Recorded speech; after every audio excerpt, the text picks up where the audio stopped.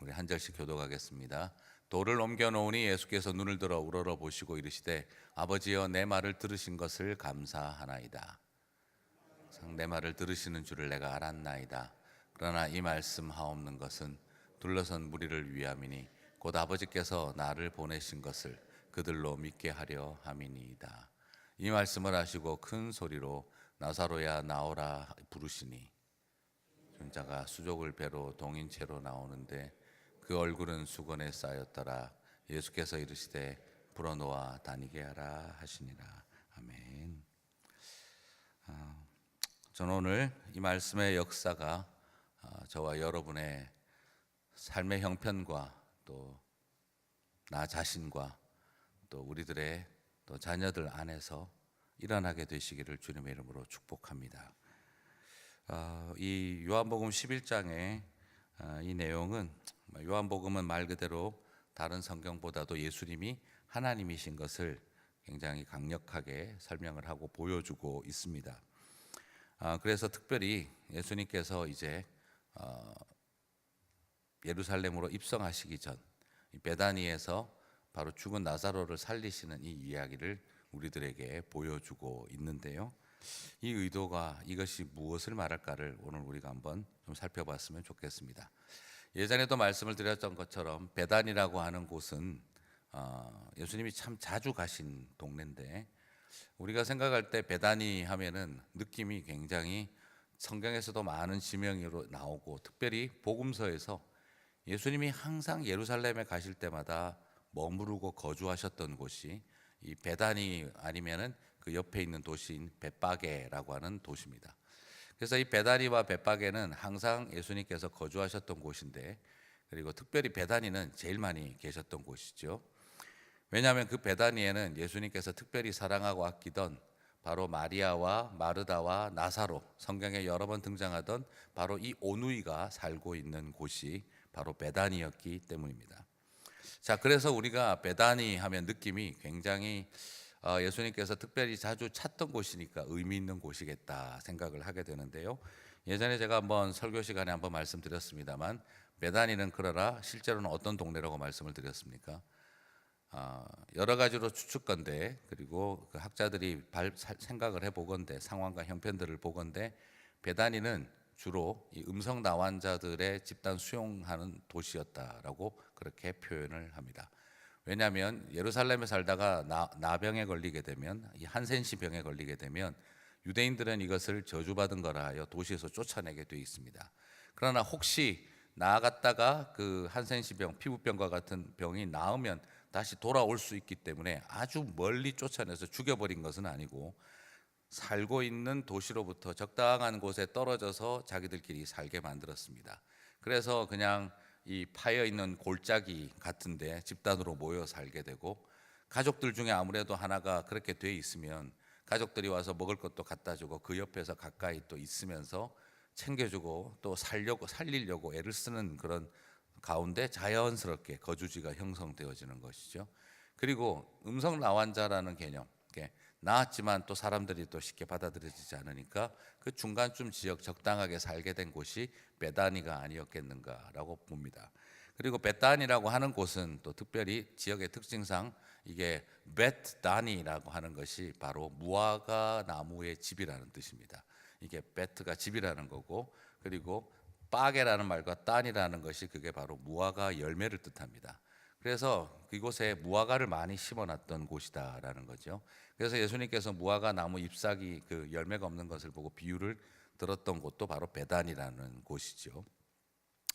자, 그러면 예수님께서는 화려하고 가장 거룩한 도시인 예루살렘에 그곳에서 이렇게 올라오실 때마다 쉬는 곳을 마련한 것이 아니라 어쩌면 가장 유대인들이 바라보기에 이 죄에 저주받은 사람들이 모여 있는 곳인 베다니에서 예수님께서 거주하셨다는 것은 우리들에게 참 큰 도전을 줍니다. 어떤 의미를 가지고 계시겠습니까? 가장 아프고 고통스럽고 그 시대의 사람들의 율법의 이름으로 가장 저주받은 사람들, 우리 근처에 오지도 말고 같이 살지도 말고 나는 너네들하고 눈도 마주치기 쉽지 않고 나는 너네들을 터치하고 싶지도 않고 이 더럽고 이 저주받은 인간들은 우리 근처에 오지도 마라 하고 쫓아냈던 곳에 예수님은 항상 계셨다라는 것이죠. 그리고 베다니에 있으시면서 예루살렘을 왔다 갔다 하시며 가르치고 전하셨다는 것입니다. 자, 오늘 우리는 이 점에 있어서 예수님의 이 모습은 굉장히 큰 도전입니다. 여러분, 이게 지금 과연 우리는 예루살렘 지향적일까? 베다니를 지향하고 있을까? 혹시 우리도 종교라고 하는 이름으로 행여나 저 저주받은 것들, 저 더러운 것들 그렇게 하며 쫓아낸 자리에 예수님이 계신 것은 아닐까 하는 심각한 질문을 던지게 만드는 것이 바로 베다니에 함께 하신 예수님이라는 뜻이죠. 자, 그러면 왜 이게 가능하냐 그러면 오늘도 여러분 보시지만 나사로와 마리아와 마르다가 나옵니다. 엄마 아빠 이야기도 없고 남편 이야기, 아내 이야기가 전혀 나오지 않습니다. 지금 보아하니 마리아, 마르다, 나사로는 이미 결혼 정년기를 넘어간 사람들이에요. 유대인들은 13살 되면 벌써 여성들은 약혼을 시작을 합니다. 일종의 빨리 이제 결혼을 한 건 아니지만 약혼을 먼저 해서 결혼 준비를 시키는 거죠. 그런데 마리아가 값비싼 향유 옥합을 깨뜨리는 이야기를 볼 때 아직까지도 뭔가가 결혼 문제가 정리가 안 돼 있는 걸 볼 수가 있습니다. 그리고 보시면 알지만 나사로는 이미 벌써 결혼 정년기를 넘어선 사람이거든요. 그런데 나사로가 죽었는데 옆에 아내가 울고 있다는 말도 없고 부모가 울고 있다는 말도 없습니다. 그냥 희한하게도 오누이끼리 예수님을 불러가지고 막 해결하려는 모습을 보죠. 이게 바로 뭘 뜻하느냐 그러면 이 세 사람이 나병의 경력이, 한센시 병의 경력이 있다라기보다는 아마 가족 중에 부모 중에 아마 이곳에서 한센시 병으로 와서 죽고 이 아이들은 여기서 남아있는, 그러니까 어떤 의미에서는 이 베다니에 남아있는 음성 나환자처럼 취급당할 수도 있고, 그리고 한편으로는 그런 가족적인 병력과 전력을 가진 상태에 있는, 그러니까 지금 결혼도 하지 못한 채 그냥 이 지역에서 살고 있는 슬픈 사람들이라는 거죠. 그렇다고 한다면 마리아가 옥합을 깨뜨렸다는 것이 얼마나 처절한 의미인지를 우리는 생각을 해볼 수가 있습니다. 다 포기한 거죠. 예수님에게 그 향유를 붓기 위해서 어린 시절부터 혹시나 이 땅을 빠져나갈 수 있는 날이 올까 하며 희망을 가지고 모았던 것을 다 드렸다는 의미가 있습니다. 어느 정도 남아도는 돈으로 향유 정도 드린 것이 아닙니다. 내 인생 이 지긋지긋한 동네를 빠져나갈 날이 올까 하고 불가능할 걸 알면서도 누가 이런 땅에 그런 상태에 있는 아이를 누가 데리고 가서 결혼을 시켜주겠어요.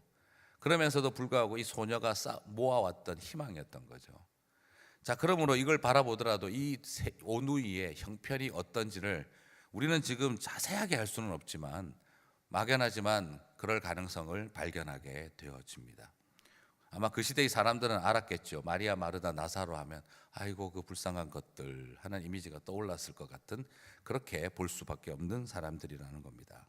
자, 그러면 그곳에서 무덤 속에 나흘이 지났다고 한다면 이건 정말 최악의 상황인 거죠. 자, 예수님은 어떤 분이십니까?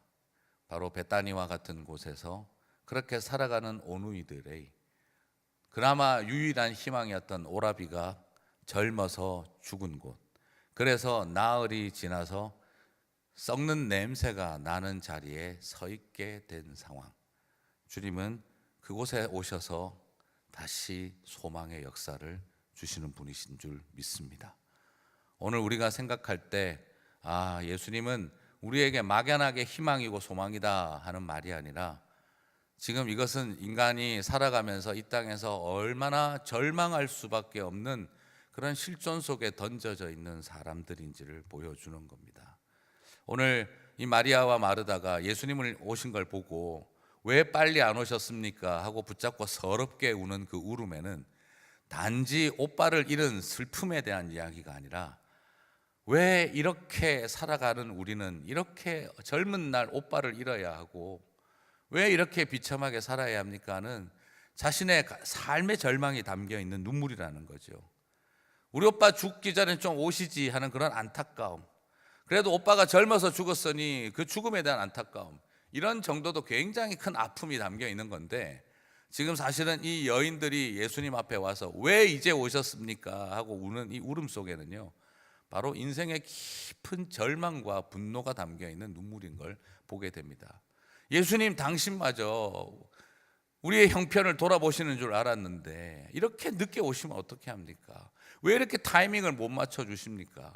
우리가 더 얼마나 절망해야 됩니까? 하는 그 서글픔이 굉장히 담겨 있는 눈물이라는 걸 발견하게 되어지죠. 그래서 예수님께서 어떻게 하셨습니까? 같이 우셨습니다.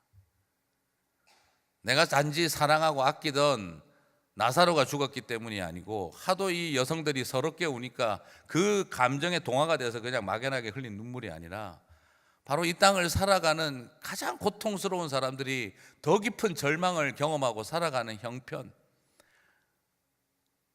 이 동네에 이런 모양으로 살아가고 오누이가 이렇게 살아갈 수밖에 없는 것 자체가 절망인데 또 이곳에서 이렇게 죽어가야 하는, 이 오레비를 묻어야 하는 이 형편, 이 모든 것들이 지금 이 서러움이, 예수님께서도 그 서러움을 같이 공감하고 계신다는 걸 발견하게 됩니다.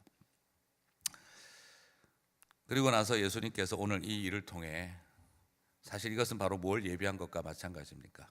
이제 당신이 예루살렘에 들어가서 당할 일과, 그리고 예수님께서 이 땅에 부활하실 일에 대한 미리 예표로서 오늘 이 이야기를 보여주셨습니다. 그래서 먼저 예수님은 첫 번째로 이야기 드리고 싶습니다. 바로 절망과 고통 속에 있는 백성들의 그 깊은 눈물의 동참자가 되신다는 것, 그리고 이 세상 속에 어떤 고통과 절망 속에 살아가는 우리들에게도 오직 유일한 소망은 주님이시다 하는 걸 우리가 이 시간 발견하게 되어집니다. 그리고 예수님은 이곳에 오셔서 40절부터 보시면 이미 너무너무 절망한 그 자리에 있다 보니 마르다가 아니 벌써 냄새가 나서 죽어서 냄새가 나는데 뭘 하시려고요 할 때 예수님께서 40절부터 말씀하십니다. 내 말이 내가 믿으면 하나님의 영광을 보리라. 자, 여기에서 네 오빠를 보리라 라고 말하지 않고 네가 믿으면 하나님의 영광을 보리라 라고 말하고 있습니다. 자, 하나님의 영광이라는 표현이 굉장히 참 애매한 표현인데요, 복음서에서 특별히 영광이라고 하는 표현은요, 뭐하고 같을까요? 예수님께서는 이 영광이라고 하는 표현을 굉장히 독특하게 쓰셨습니다. 바로 십자가를 뜻할 때 첫 번째로 사용하셨습니다. 인자가 이제 영광 받을 때가 되었다라고 표현하죠. 인자가 영광 받을 때가 되었음이니라, 아직 그의 때가 이르지 아니하였음이라는 표현과 인자가 영광 받을 때가 되었습니다라는 표현에 공통점이 있습니다. 그건 바로 십자가에서 죽으시는 순간을 말합니다. 그리고 또한 영광 받는다는 표현은 예수님이 부활하신다는 것을 말합니다. 즉 십자가에서 죽으시고 부활한다는 것이 바로 영광 받으실 때, 하나님의 영광이 나타날 때라고 예수님께서는 독특하게 데피니션을, 정의를 주셨습니다. 자, 여러분, 자녀들 이름 영광이라고 함부로 짓지 마시기 바랍니다. 자, 이 이름이 얼마나 어이구 나 영어 이름 글로리아인데, 네, 지금 굉장히 당황스러워하죠. 우리 성가대 이름도 글로리아인가요? 그죠? 자, 이게 뜻이 뭘 말하느냐면 하나님의 영광이라는 게 막연하게 이렇게 높여드립니다 하는 이런 정도가 아닙니다. 하나님의 영광이 나타났다는 표현은 십자가에서 죽으셨다는 말이고, 하나님의 영광이 나타날 때가 됐다는 말은 부활하실 때가 되었다는 뜻입니다. 이 영광이라는 말은 바로 십자가와 부활을 통해 완성되는 의미를 말합니다. 네가 믿으면 하나님의 영광을 보리라 라고 했습니다. 이건 결국에는 지금 당장 바라보면 이 의미를 단순하게 봐버리면 하나님의 영광은 죽은 사람도 살려내는 예수님의 능력이겠죠. 그런데 사실은 이 속에 담겨 있는 게 뭡니까? 지금 죽은 사람 살려내는 기적을 보게 되는 것을 말하는 게 아니에요. 사실 이 속에는 바로 예수님이 자신이 누구라는 걸 드러내고 있는 겁니까? 하나님이시라는 걸 드러내고 있는 겁니다. 예수님은 지금 십자가에 죽은 사람을 부활시키는 일을 통해서 그분은 예배 받으시고 영광 받으셔야 할 하나님이라는 것을 드러내고 계신 거예요. 그래서 1차적으로 이 표현은 내가 죽은 자를 살려내는 것을 통해 너는 기적을 경험하게 되는 게 아니라 네가 믿으면 하나님의 영광, 내가 바로 하나님이라는 걸 네가 보게 될 것이라는 1차적 의미를 가지고 있고, 그리고 동시에 이것이 바로 지금 바로 십자가에서 죽으시기 전에 보여주신 사건이거든요. 이게 하나의 뭐가 되느냐면 이게 복선이 되는 거죠. 예수님의 십자가와 부활의 복선이 되고 타이폴로지, 모형이 되는 것입니다. 그러면 지금 뭘 강조하고 있는 겁니까? 지금 너는 네 오빠가 죽었다가 살아나는 이 일을 통해서 이제는 뭘 보게 된다는 거죠? 바로 하나님의 아들이 십자가에서 죽으시고 부활하시는 그 하나님의 영광을 보는 날이 오게 될 거다. 믿음을 가져라라고 이야기를 하고 있는 거예요. 사랑하는 성도 여러분, 오늘 이 말 속에 담겨 있는 예수님의 의도는 굉장히 깊습니다. 지금 나사로를 살리는 일은 나는 죽은 사람도 살려내는 기적을 행할 수 있다라고 하는 또 단순한 목적을 말하는 게 아닙니다. 처음 말씀드렸지만 예수님은 지금 고통과 절망과 꿈꿀 수 없는 자들과 눈물을 흘리시는, 저는 하나님이 울었다는 게 같이 그게 저는 기적이라고 생각해요. 그리고 나사로가 살아나는 것도 기적이지만 하나님이 운 것이 기적이라고 생각해요. 그리고 그 고통 속에 함께 하시는 그 모습이 첫 번째 이유라고 한다면, 두 번째는 이 일을 통해서 뭘 보여주고 계신다는 것입니까? 당신의 십자가와 부활을 보여주고 믿음을 요구하고 계신다는 것이죠. 그래서 이 사건은 우리의 삶 속에서 일어나는 것은 그래 예수 믿으니까 기적도 일어나더라가 아니라 우리는 그것을 통해 하나님의 영광을 보는 믿음의 자리로 나아가야 하는 것을, 이것이 궁극적 목적이라는 걸 밝혀주고 있습니다. 그래서 예수님께서 41절 42절에서 표현하고 계신 거예요. 항상 내 말을 들으시는 줄을 내가 알았나이다. 그러나 이 말씀을 하옵는 것은 둘러선 무리를 위함이니. 아니 아버지하고 나하고 뭐 굳이 이 말할 필요가 있겠습니까? 이미 다 알고 있는 이야기인데, 그런데 나와 하나님의 관계가 아버지와 아들의 관계라는 걸 설명하고 있는 거예요. 지금 예수님은 이 나사로 사건을 통해서 그냥 나는 죽은 사람도 살려내는 기적적인 능력을 가졌다라는 걸 보여주는 게 아니라 바로 하나님과 당신의 관계를 보여주고 있습니다. 아버지와 아들이라는 말이 결국 뭘 뜻하냐 그러면 내가 바로 하나님이라는 뜻이거든요. 에이 목사님, 아버지하고 아들이 꼭 그런 뜻이겠습니까? 그냥 분류상의 개념으로 보셔야 돼요. 아버지의 아들이라는 말이나 이게 다 우리가 같은 동등한 사람이라는 뜻입니다. 유대인들도 압니다. 이게 그냥 그 문학적으로, 그죠? 문학적으로 하나님은 내 아버지십니다라는 표현이 상징적인 기법이라는 것도 알아요. 그러나 유대인들은 절대 하나님을 아버지라고 부르지 않습니다. 왜냐하면 그 말이 또 다른 의미가 뭐가 되기 때문이죠? 내가 곧바로 하나님이라는 말이 되기 때문입니다. 그렇기 때문에 하나님을 아버지라고 부르는 말을 신성모독으로 여겼습니다. 친밀한 관계를 뜻하는 문학적 표현인데요, 웃기는 소리 하지만 넌 죽어야 돼, 이겁니다. 왜요? 그럼 네가 하나님이란 뜻이 되지 않냐? 그것 때문에 어떤 일이 있어도 하나님을 아버지라고 부르는 일을, 이것이 신성모독이라고 여긴 것이죠. 그래서 예수님 십자가에서 죽일 때 하나님을 아버지라고 부른다라고, 저 참남한 자가라고 이렇게 이야기를 했던 거죠. 자, 그러므로 여기서 중요한 포인트는 바로 그것입니다. 그리고 아버지께서 나를 보내신 것을 그들로 믿게 하기 위해서라는 것. 여러분, 나사로가 죽었다가 살아나야만 우리가 신앙생활에 기적을 경험하는 게 아니라, 오늘 예수님이 이 나사로 사건을 우리들에게 보여주신 중요한 이유는 뭐 때문이죠? 바로 하나님이 예수님을 보내셨고 그 예수님이 우리에게 보내주신 하나님의 성자 하나님이신 것을 믿게 하기 위해서라는 거예요. 여러분 이미 믿으신 줄 믿습니다. 오늘 우리는 자꾸 이런 사건을 바라보면서 죽은 사람 살려낼 수 있어요? 그게 자꾸 중요해지는데, 그러나 예수님은 오늘 이미 우리는 벌써 믿음의 이야기 앞에 서 있습니다. 그리고 오늘 이 사건 속에서 굉장히 중요한 것은 예수님의 하트를 바라보게 됩니다. 예수님의 가슴과 예수님의 의도를 우리가 더 깊게 알았으면 좋겠습니다. 사랑하는 성도 여러분, 오늘도 우리의 삶 속에 나 자신이 죽은 나사로와 같은 자리에 있기도 하고, 우리의 가정과 형편이 이미 무덤 속에 들어가 버린 것 같기도 하고, 우리의 자녀들이 이거 벌써 이제 썩는 냄새 나는 단계까지 온 거 아니야 싶기도 하고, 그리고 우리의 형편과 환경 뭐 여러 가지 것들이, 배우자가 저래 가지고 무슨 길이 있겠나 싶기도 한 자리에 우리가 서럽게 울고 있는 자리, 주님이 약간 때로는 늦게 오시기도 하지만, 다 끝난 것처럼 여겨지기도 하지만, 그러나 그것을 통해 하나님의 영광을 우리들에게 보여주실 줄 믿습니다. 그리고 그 사건에 우리의 형편과 환경 속에 있는 어렵고 힘든 일이 해결되어지는 해결사로서만 예수님을 바라보는 것이 아니라 바로 십자가와 부활까지 바라보는 하나님의 영광을 바라보는 저와 여러분이 되시기를 바랍니다. 그 모든 자리에 우리가 서 있습니다. 지금 어차피 무덤 속에 다 들어가 버린 것 같은, 나흘이 지나서 썩은 냄새가 나는 것 같은 자리에 오셔서 주님께서 행하신 손길을 바라보면서 오늘 우리의 마음속에 내가 하나님의 영광을 보게 해 주십시오. 예수님의 십자가와 부활을 보게 해 주십시오. 그 소망으로 주님만 바라보게 되는 저와 여러분 되시기를 주님의 이름으로 축복합니다.